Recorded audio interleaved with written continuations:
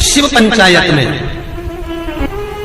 गुड़, चावल, लाल फूल और लाल मिर्ची के 11 दाने पानी के कलश में तांबे के लोटे में लेकर हाथ को ऊंचा कर नेत्र, नासिका, वक्षस्थल के सम्मुख में जो सूर्य नारायण को अर्घ देता है, जल चढ़ाता है, पर जो सूर्य को अर्घ रविवार के दिन दे देता है, अगले रविवार तक पैसे की आवक आना प्रारंभ हो जाती है।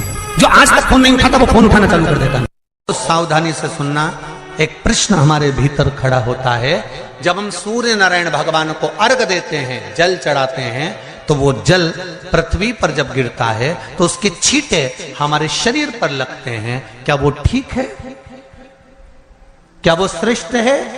तो शिव महापुराण की कथा कहती है, जब हम सूर्य को अर्घ देते हैं, सूर्य को जल चढ़ाते हैं, वो पानी जब पृथ्वी पर गिरता है, उसके छींटे हमारे शरीर पर लगते हैं, तो वो श्रेष्ठता का भाव निर्मित करते हैं। वो गलत नहीं हो सकता। कारण अब वो भी समझ लीजिए।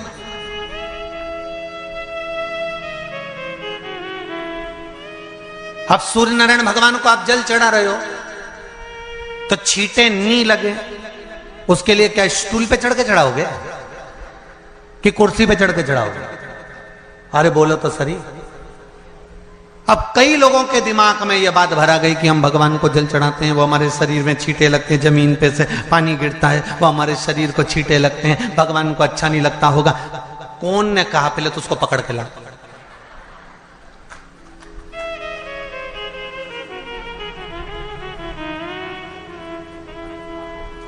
क्योंकि मेरे राम जी महाराज, मेरे भगवान कृष्ण, बड़े बड़े संत, साधु, सन्यासी, तपस्वी, साधक, उपासक जितने भी हुए, जिन्होंने सूर्य की आराधना करी, इन्होंने टेबल पे चढ़ या कुर्सी पे चढ़कर जल नहीं चढ़ाया। इन्होंने पृथ्वी पर खड़े होकर ही, क्योंकि पृथ्वी तत्व के देव हैं शिव।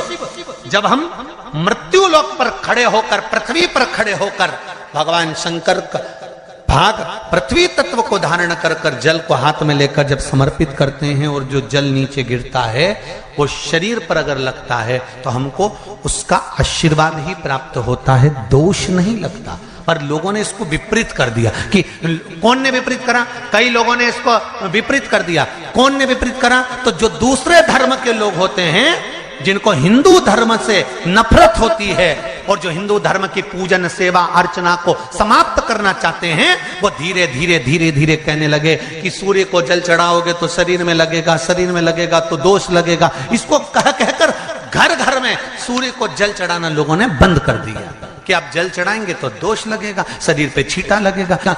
ये दोष नहीं है। कितनी सुंदर बात है महाराज। सूर्य नारायण भगवान को जब जल चढ़ाया जाता है, हाथ सिर से 8 इंच की दूरी पर होना चाहिए। जम के बोलिए, सिर से कितना ऊंचा होना चाहिए?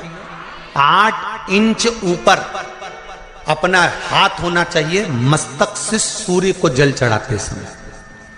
और ना चांदी का, ना स्टील का, ना लोहे का, ना प्लास्टिक का, ना कांच का, ना सोने का कोई बर्तन, ना कांसे का, ना एल्युमिनियम का,